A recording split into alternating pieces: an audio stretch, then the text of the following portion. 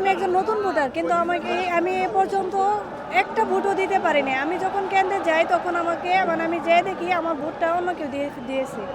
এখন তখন জিজ্ঞেলে বলে যে না, আপনি দিয়ে দিয়েছেন। এটা হচ্ছে নাগরিকের অধিকার হরণ। এই আমাদের অধিকার হরণ করেছে স্বৈরাচারী আওয়ামী লীগ। আমরা স্বৈরাচারী আওয়ামী লীগের সময় একটা ভোটও দিতে পারিনি। এবারই আমাদের ফার্স্ট যে আমরা নিজেদের অধিকার নিজেরা আদায় করব এবং আমাদের ভোট আমরা দেব। এবং এখানে কোনো স্বৈরাচারের কোনো আধিপত্য বা কোনো বিস্তার খাটবে না। এখানে আমরা চেষ্টা করব আমরা যেন নিজেদের যে ভোটটা সেটা দিতে পারি এবং আমাদের যে আকাঙ্ক্ষিত লোক বা প্রত্যাশিত লোক তাকে যেন জয়যুক্ত করে রাখতে পারি। এবং আমি চাই আমার দেশের জাতীয়তাবাদী বিএনপি দলকে আমরা ধানের শীষে ভোট দিয়ে ফেব্রুয়ারির 12 তারিখে ধানের শীষে ভোট দিয়ে জয়যুক্ত করার জন্য।